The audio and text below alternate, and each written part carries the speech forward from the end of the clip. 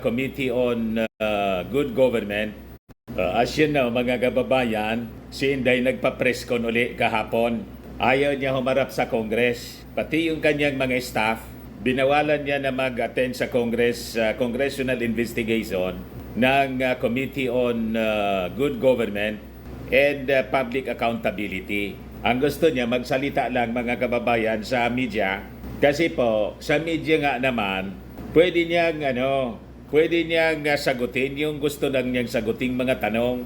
Tulad ng ginawa kahapon, may mga tanong na sinagot niya, may mga tanong na hindi niya sinagot. Pinalampas lang niya at may mga pabitin pa.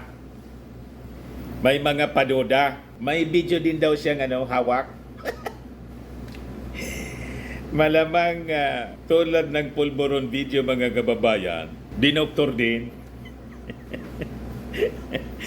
Hindi man niya sinasabi. Tinatanong ng mainstream, ano anyang video tulad ng pulburon? Hindi man tulad ng pulburon. Iwan ko kung anong video kasi ayaw pa niyang bitawan.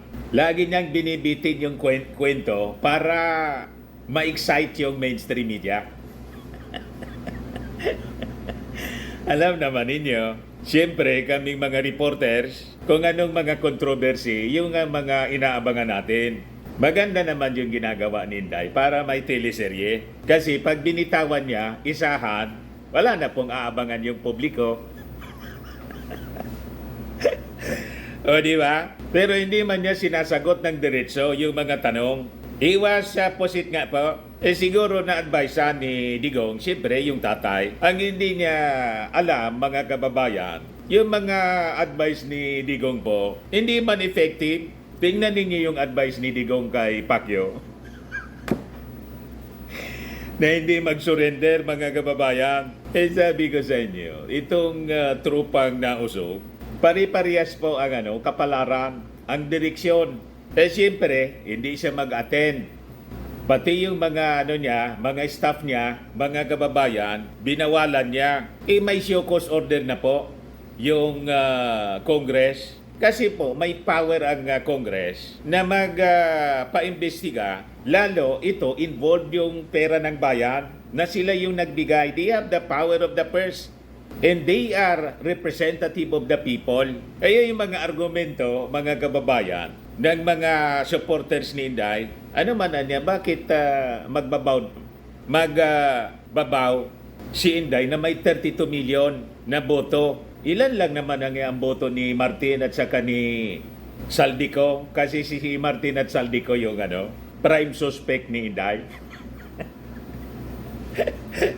Di ba? Mali po yung pagkaintindi ninyo. Ang buong Kongreso, they act as a collegial body composed of more than 300 members. At itong more than 300 members na mga representatives of the people, baka mas marami pa ang boto niyan kaysa sa 32 million na boto ni Inday. Bawat congressman, mga kababayan, i-add ninyo ang boto ng bawat congressman sa buong Pilipinas, baka more than 32 million pa. So mali yung paniwala ninyo. Bakit? Anya babaw down sa mga congressmen, itong si Inday na ibinoto ng 32 million na voters. Yan ating mga congressmen po. Congressmen of the people, representing the whole country and co-equal branch ng ating gobyerno. And they have the power of the purse under the Constitution and also has the power to impeachable officials ng ating gobyerno. Presidente, Vice Presidente, Supreme Court justices. Ganun po ang power ng Congress. Huwag ninyong maliitin. Naintindihan ninyo? Mga supporters ni Inday, ilan na ba yun ang impeach ng Congress? Wala kayong kadala-dala. But anyway, mga kababayan, before kong ibigay sa inyo yung buong kwento ng press ko ni Inday, himay-himayin natin po. At saka yung iba pang mga balita dito related po sa mga pinagsasabi ni Inday, click subscribe muna dito sa ating YouTube channel and hit the notification bell para lagi po kayong updated sa mga kaganapan dito sa ating bansa.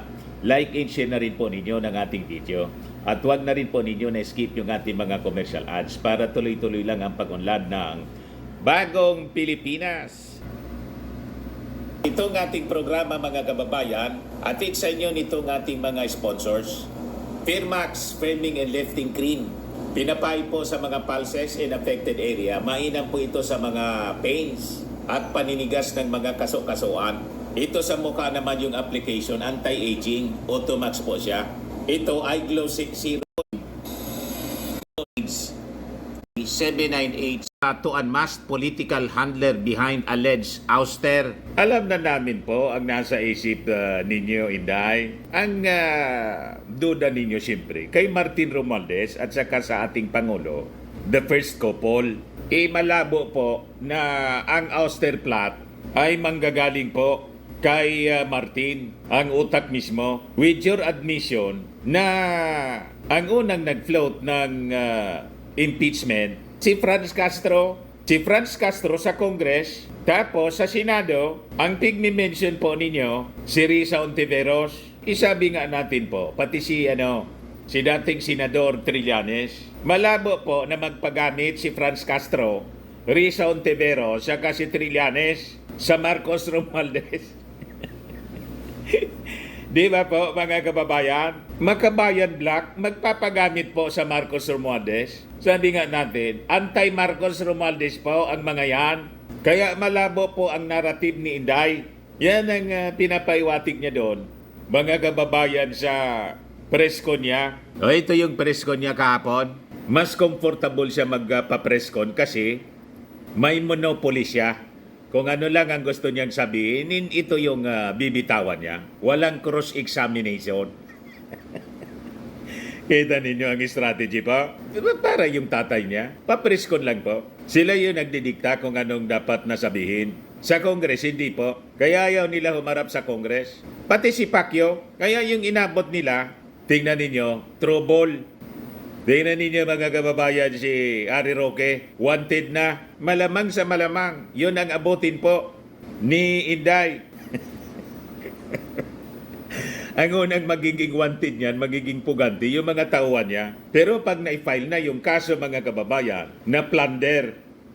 Yan ang sabi po sa, sa investigasyon ng committee ni Congressman Chua, nasurpasan niya yung threshold ng plunder. Sa laki ng amount mga kababayan na kina-imbultuhan ni Inday. Ayan po. I must stress at this point that the sheer vastness of this potentially misuse of funds sets this matter apart from other instances of irregularity and disallowance. These amounts easily surpass the threshold for the crime of plunder under our laws. Wala pang kalahating buwan, naubos na daw ang 125 million. You see? Pero tingnan ninyo, si Martin Romualdez ba? Ayaw ni Martin na zero budget siya. Gusto ngang i-reduce pa to 500 million plus na lang. Ni Franz Castro po, yung budget ni Inday kahapon, i-slash up to, down to 500 million. Hindi na nag-agree po yung majority. Lalo na po si Martin Romualdez. Ayan po si Castro. Castro proposes reducing OBP budget to 529.59 million for 2025. Minority leader po itong si Franz Castro. Anti-Marcos, anti-Romualdez. Hindi na pa pumayag po yung majority. So hindi po pinipersonal ni Martin Romualdez at ng majority ng mga congressmen, si Inday, binigyan pa rin, Tingnan ninyo. Sabi po ni Speaker Martin, mahalaga pa rin magkaroon ng sapat na budget ang Office of the Vice President. House Speaker Martin Romualdez appealed to maintain the 733 million pesos na budget proposal for the OBP to sustain essential government services and protect jobs amid calls from some lawmakers to cut the budget entirely following Vice President Sara Duterte's repeated absence from budget hearings. Kita ninyo, kinonsider pa rin siya po. Gusto nga ng iba, i-zero budget na siya kasi matigas ang ulo at hindi may paliwanag yung paggastos. at nasili pa yung mga irregularities sa paggastos ng budget ng OVP, pati ng DepEd, nung siya pa yung DepEd Secretary, nangalingasaw po yung amoy. Kita ninyo, mabuti pa rin yung puso ni Martin Romualdez. So, ganyan, bigyan pa rin natin ng budget. Pero siyempre, pababantayan na ng maayos. Kasi, hindi niya pera yan, pera ng bayan po. So, sabi po ng speaker, kailangan na niyang bigyan ng adequate funding yung OVP to ensure uninterrupted service in job security para doon sa mga employees niya. He revealed that some lawmakers had suggested significant budget cuts, with others proposing to eliminate the OVP budget entirely due to Duterte's non-attendance. Binastos po yung Kongreso. Siya lang ang gumawa ng ganyan. Wala sa history ng mga previous vice presidents at ng mga department heads, mga secretaries ng gobyerno po ang nakagawa ng ganon. Pang Guinness Book of World Records po si Inday, yung pag-ugali. Siya lang po ang nag-iisang pusit. O di ba? At napaka-arroganting public official po. Napakayabang. However, Romualdez rejected these proposals, stressing the necessity of the OVP's budget for continued public service. The House Appropriations Committee had previously approved the allocation which mirrors the budget given to former Vice President Leni Robredo and includes 30 million pesos to mitigate the impacts of inflation. Yung 733 million po, mas mataas pa ito sa budget ni Leni Robredo noong 2022. Part of the OVP's budget designated for satellite offices and certain social services will be redirected to the Department of Social Welfare and Development and the Department of Health to enhance efficiency. So tanggal na po yon. Romualdez defended the approved budget, highlighting its role in balancing accountability with the public's need for essential services, affirming that maintaining public service is crucial for the welfare of the citizens. Ayan, si Martin Romualdez po, siya yung campaign manager ni Inday. Si Inday noon, sumasalang na lang. Pagkain niya, nagpasalamat nga po after the election. Sumasalang na, walang ginagawa si Inday. Campaign manager si Martin Romualdez. Nang hindi mapagbigyan po ng kanyang confidential funds. And yung attempt sa posisyon ni Martin as Speaker of the House, yung plot ni GMA na best friend ni Inday, tinawag na tambalos-los po si. You see? Ganon mga kababayan si Inday. O ngayon, inaway-away na si Martin. Ganon ang totoong kwento, mga kababayan. Huwag kayong naniniwala sa mga propaganda nila. Propaganda ng mga nausog vloggers. Itong mga nausog vloggers na nag-aaway-away na ngayon dahil sa, alam na ninyo, santambak na mga sinungalin po sila. Kaya tingnan ninyo, nagkalitsi-litsi yung buhay ng mga patron nila. O, di ba? So, sabi ni Inday dito, since last year, they already had their grounds for impeachment. They are just waiting to have all the pieces they need to back the grounds they have identified. One track is impeachment, sabi po ni Inday. Sila Trillanes daw, Risa Ontiveros, are among the politicians who are allegedly orchestrating her possible ouster. Sino anya yung nasa likod nila? I know anya, but I cannot divulge yet. At the proper time anya, I will disclose everything. Someone will mention the name soon in the hearing, and then I will identify that person. There is only one handler of Risa Ontiveros, Sonny Trillanes, and Franz Castro, sabi po ni Inday. Alam na natin kung sino ang nasa isip ni Inday. Pabitin-bitin pa siya sa pananalita. Si Martin man lang at saka si President Bongbong Marcos ang iniisip niya or kung hindi si Lisa Marcos. Sino pa man. Pero sabi nga natin, malabo man po na magpagamit si Risa Ontiveros, si Franz Castro, tapos si Trillanes. Lahat ito mga dilawan. Di ba pa? Full-blooded si Risa Ontiveros. Never again to Marcos. Yan ang slogan po. Lalo na si Franz Castro. Anti-Marcos, anti-Duterte. Di ba? Kaya malabo na ang mastermind ng nag-orchestrate sa impeachment, possible impeachment niya po, ay itong mga taong ito. Kumbaga, may i-file na impeachment complaint. Sabi ni Trillanes sa interview ni Christian Isguera, pag hindi niya mag-file yung Congress, ako magpa-file. Ang ibig sabihin lang yan, mga kababayan, possibly may nakikita. Buo na nga po yung impeachment case ni Trillanes. Si Franz Castro, with all the investigation na nangyayari ngayon, talagang may nakita sila based sa reports ng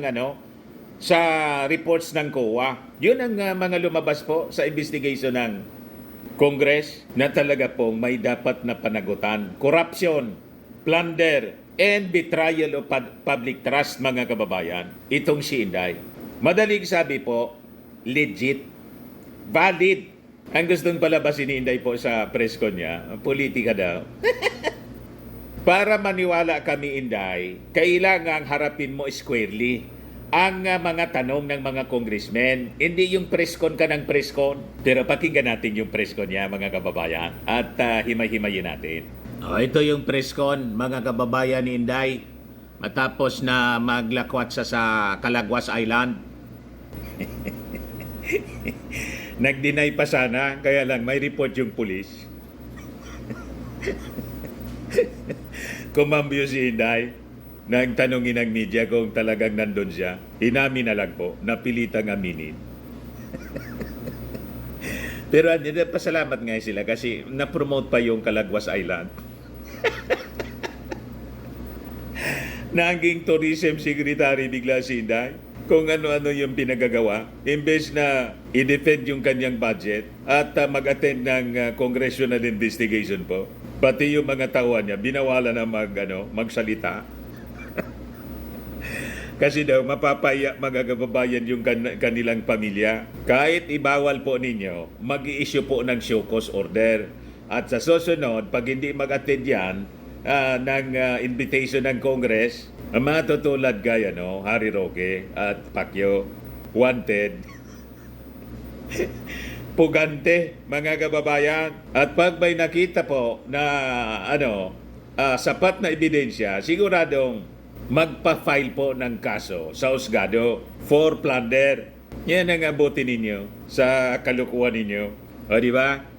Hindi po obra Inday yung mga iwas posit mo na pinopolitika ka lang. Di ba? Ito si Inday, mga kababayan, pakinggan natin yung kanyang mga sinasabi.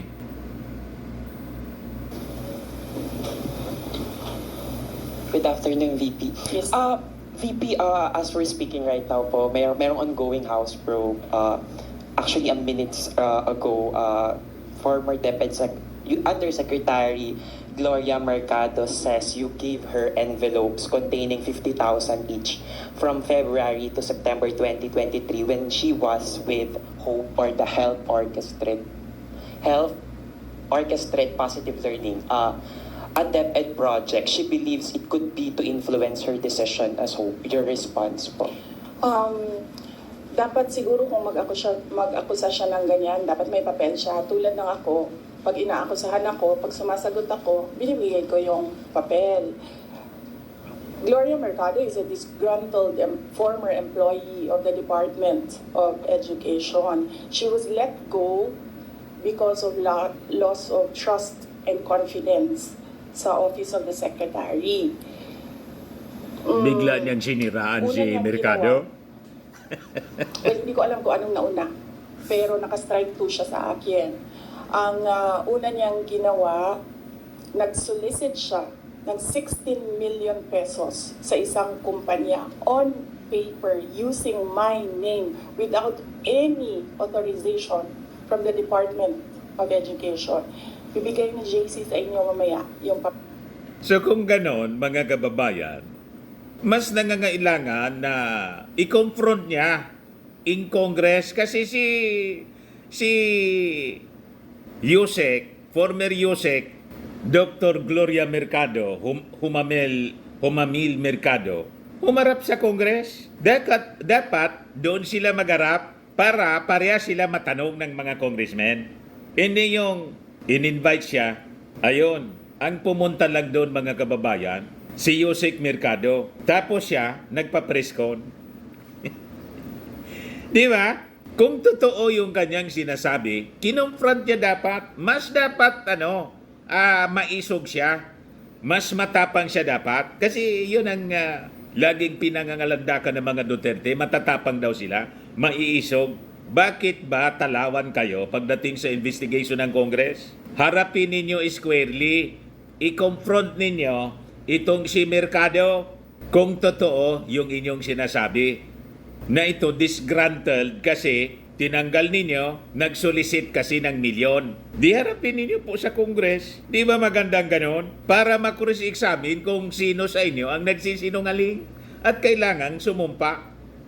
Hindi pwede yung ginawa mo po nang nagsumpa lang yung mga taga-kuha in other resource persons. Tapos kayo, ayaw ninyong sumumpa na magsasabi ng totoo at pawang katotohanan lamang. Malayong makumbinsi po ninyo, Inday, sa papriskon-priskon ninyo ang ating mga mamamayang Pilipino nang sinasabi lang ninyo ang gusto ninyong sabihin. Walang cross-examination. Pure propaganda po ang dating sa ating mga mamamayang Pilipino. Balikan natin si Inday, mga kababayan, sa kanyang sinasabi. Kalagay doon. Pangalawa, noong nag-school visit ako sa Cebu, merong lumapit sa akin na teacher. Sabi niya sa akin, Inday Sara, masakit sa loob namin na mga teachers kami na nasa field. Tapos merong humahawak ng teacher items na wala dito sa aming probinsya o wala dito sa aming region. So, pinakwento ko siya. Iyon naman yung purpose ng aking mga school visits, di ba, sa iba't ibang lugar naman sabi ko, one-on-one tayo, kwento mo lahat sa akin. And then it turned out, ang HR mismo ng Department of Education, our undersecretary, took a teacher item from Region 7, nilagay niya sa central office for a non-teaching task. Ginawa niyang executive assistant niya. Ang apelido nun, Villar. Meron niyang paper trail.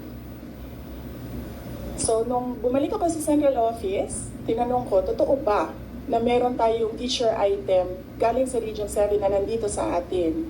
Totoo daw, nasa HR. HR pa mismo ang gumawa ng parang injustice sa teachers namin sa field. So on that second point, hindi ko na pinalampas.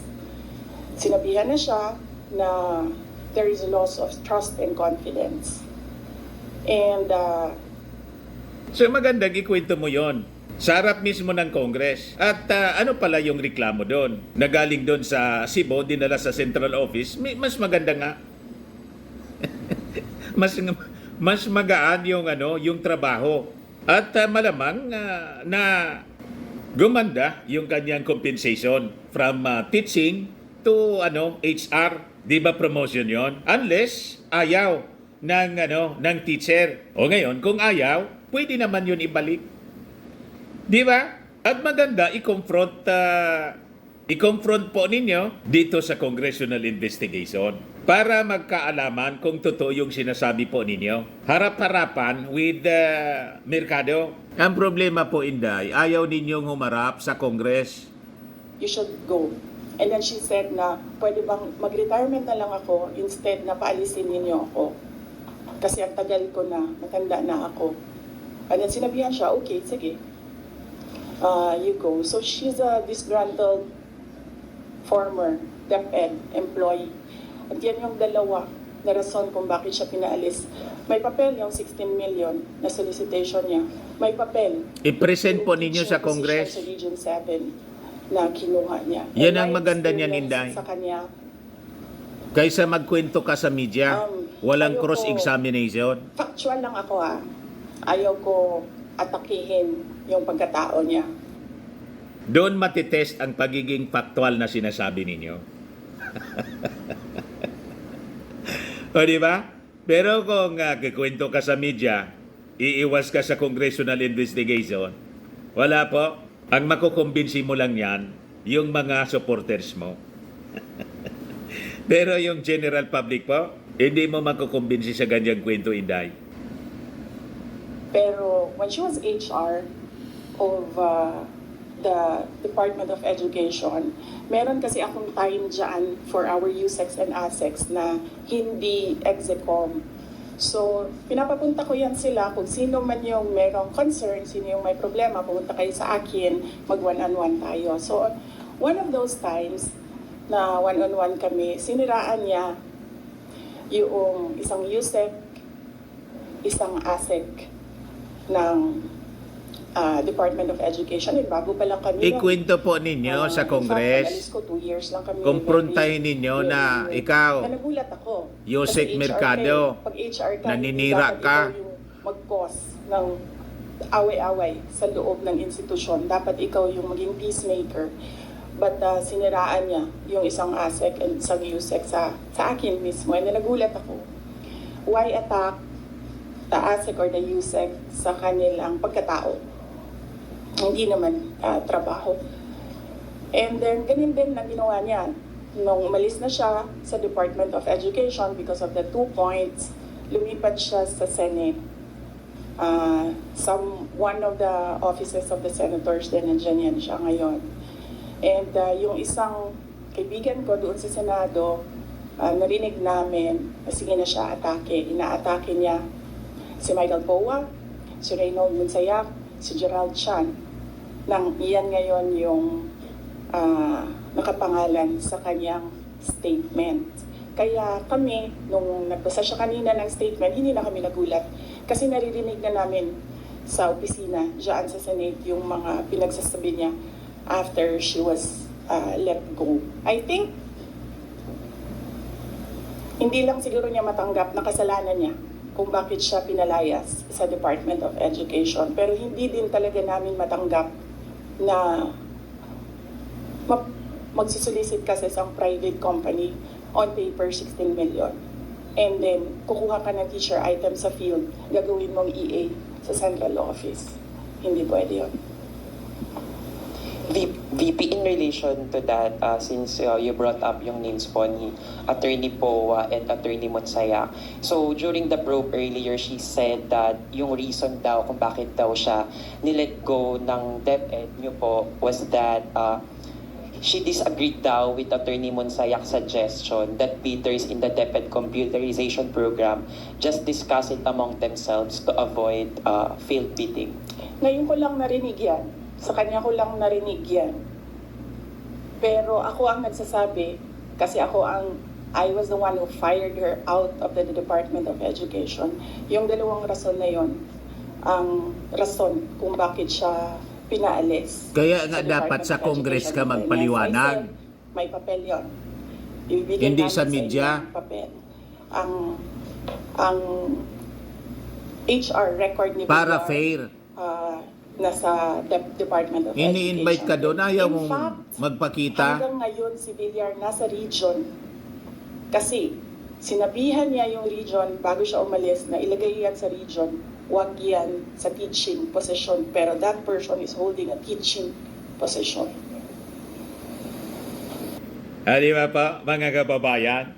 Alam na ang motibo ni Inday. Ang strategy niya, magsasalita siya sa media, imbes sa Congress, para hindi siya matanong ng mga congressmen, ma-cross-examine. May monopoly siya ng information at ng kung anong mga gusto lang niyang sabihin. Yung ayaw niyang sagutin na tanong, Yun ang ginawa niya sa press con po. Hindi niya. Kailangan kasi niyan, umupo tayo. Upuan natin. Medyo mahabang kwentuhan niya. You see? Pero pag sa Congress po, igigrill ka ng Congress, mapapaihi ka doon. Lalo kung talagang hindi ka man nagsasabi ng totoo. Si Inday nga ayaw sumumpa na magsabi ng totoo. Sa media po kasi, wala mang panunumpa na magsasabi ng totoo at pawang katotohanan lamang. That's the usual practice sa media. Libre ka na sagutin at hindi sagutin yung mga tanong na ayaw mong sagutin. Di ba? Walang contempt. Kaya ayaw ni Inday, mga kababayan sa Congress. O ngayon, dito tayo mga kababayan sa congressional inquiry kay Yusek Mercado. Ito yung pagtatanong po ni Congressman Asidre ng Tingog Party List. Pakinggan po natin mga kababayan. At least, Mr. Chair, I would know the Vice President is watching us because she just had a press conference and she said that she's denying giving former DepEd Undersecretary Gloria Mercado 50,000 for 9 months. And the Vice President saying that Mercado was let go because she used DepEd to solicit donations from the private sector amounting to 16 million without her knowledge. And she adds that she will provide the media with paper trail to back up her claim, describing Mercado as a disgruntled former DepEd official. I think, ma'am, given your long history and long service to the Republic, 40 long years, I think it's fair It's for you very to be sad. given the opportunity to reply to the Vice President. I think I don't want to do this, but since siya na yung nagsabi, Nilabas na ni i-turn over ko na yung envelope. yung pouch. The envelopes where the money was. Comsec. So Paki- it's 9 envelopes. Kuha po Yan yung bribe mga kababayan. Galing So daw it kay says, Inday. It says hope and the amount is there. Kasi ang sakit naman noon, ordinaryo lang akong trabahante tapos inano ka ng Vice President, di ba? It's very painful. Ma'am, ilang taon na po kayo? I hope you don't mind. Hindi, gusto ko lang pong malaman kasi sabi po ninyo 40 years na po kayo in government. I'm 65, sir, but So when the time when you were appointed as USEC noong 2022 ba? 2022? How old were you at I that was 64. time? 64. Yeah. I'm sure sa edad ninyong yan after pagkatapos nyo pong pag-ingatan yung inyong pangalan for the past 40 years? Sabutin ko yun. Yes, sir. So, okay, anyway, thank Sir, you. Mr. Chairman, I'd like to... Mr. Chairman, Mr. Chairman, dito po ako. Ay, Mr. Chairman, Mr. Chair, can I continue first? Congressman, wait, before I recognize Congressman Paduano, ma'am. Yes. I believe With the indulgence of Congressman Asidre, please continue, Congressman. Mr. Chair, can we allow Yusek Mercado to continue with the response? Because I was trying to ask her about the 16 million that the Vice President mentioned. Oh, please respond with respect to the 16 million. 16 million. I would like to respond to that because it's a press con. When I was called for by Yusek Sulaika, he said, Yusek Mercado, you have to go because one, you have a teacher in your staff. But I explained to them that the teacher was a contract of services when I joined DepEd. And the teacher has a pending application in Cebu because he's from the Visayas. And while he was working with us, he qualified for the RQA. But then when he received his appointment as teacher, it was already past the opening of the class. It was almost opening, and the teaching load was already apportioned. So I called the RD. I said, can I still keep him? Because he was working on the special hardship allowance, which was a program that BP Sara also wanted to improve, because there's a new hardship allowance, and we were just able to reduce the hardship threshold from 0.37 to 0.33. And she wanted the basis for the giving of the hardship allowance, special hardship allowance, revisited. So that's why that guy was the one working on it. So I explained, and I don't feel at all na guilty ako dun sa sinabi niya. The second one is, Sulaika mentioned that I solicited from 2 agencies. So I explained to her that it was a program which our strand developed.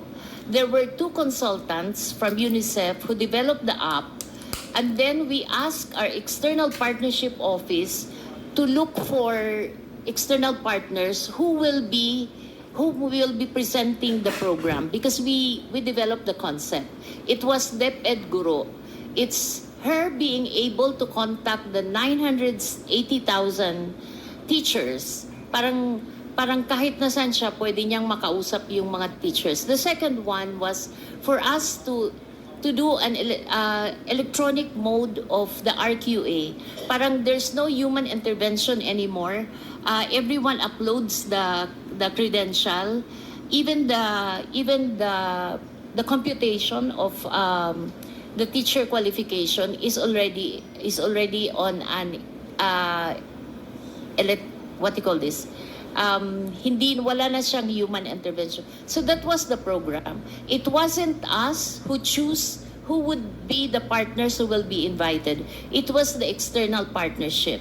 So we made a presentation to almost all the corporations. And then some of the corporations appreciated that it's a very important program. So some of them committed to buy, kasi what we did is we divided the total fund of 16 million into chewable chunks. So if you're interested with this package, ito lang. If you're interested with it, because not everyone naman wanted to pay the 16 million. But there were 2 corporations who were willing to fund, because we wanted to put one in Mindanao, one in Visayas, and one in Luzon. So there were 2 who committed to fund the full package, and those were the 2 corporations that Yusek Sulaika said I solicited. So I explained properly. I did not solicit. There's no money involved there. These are equipments. Walang cash po doon. Equipment siya na ito-turn over sa DepEd. Yun naman So pala po. I feel very sad that up until now, Wala man perang the BP involved? has not been appraised In because, kind? as I explained it to her people, that we did not solicit. In fact, the two corporations are willing to give an affidavit that I have no solicitation from them of 16 million. Ayun. So to reiterate, Mr. Chair, Yusek, first, this was a sanctioned DepEd project. It's a DepEd project. Second, yes. you did not do the Kita mo solicitation na. yourself. It was managed by the External Partnership. Partnerships Office. Third, no cash donation was ever made. Equipments. Equipment was given to the department. So none of this, what allegations that the Vice President is making against you is true. Yes, sir. Yes, Mr. Chair. And Thank- that makes it very sad because she's saying it now. Ibig sabihin, her people did not explain to her. At least I know she's watching, then she probably be able to get the information from you now. Thank you, Yusek Glo. Thank you, Mr. Chair. Basag agad po yung statement ni Inday. Yan ang sinasabi natin. Kaya ayaw ni Inday umarap sa Congress po. Bawat aligasyon niya ng tawag dito sa amin, balubagi, gawa-gawa lang po. Ang dali-daling basagin. Pero ginagamit itong propaganda, mga kababayan, yung presko ni Inday ng kanyang mga followers. Kaya sabi ko sa inyo, pag nakinig kayo sa mga vloggers nila, wala. Ibig sabihin, inayaan ninyo yung sarili ninyong mabudol. O, di ba? Preferred ninyo yung fake news.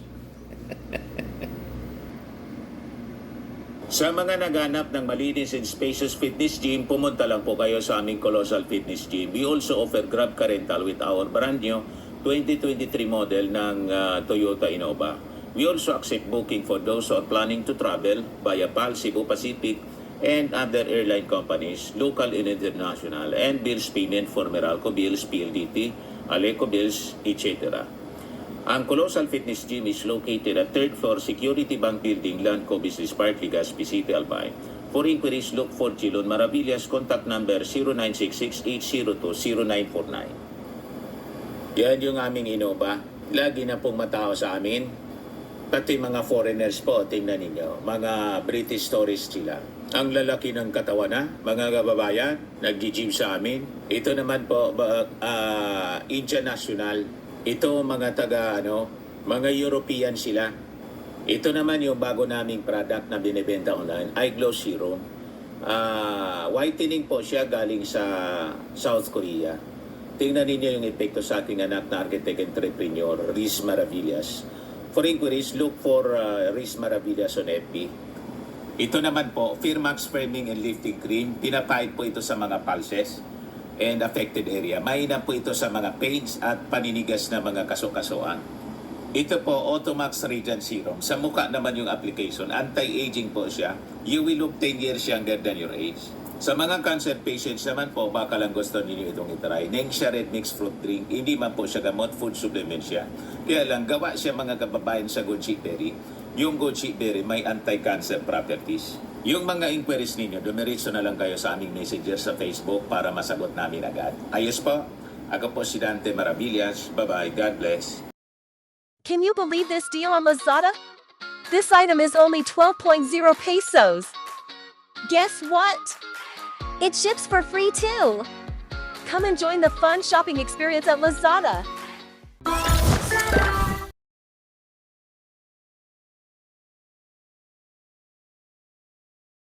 Okay, question. Sis Yvonne, ano naman ang benepisyong makukuha namin sa Tala?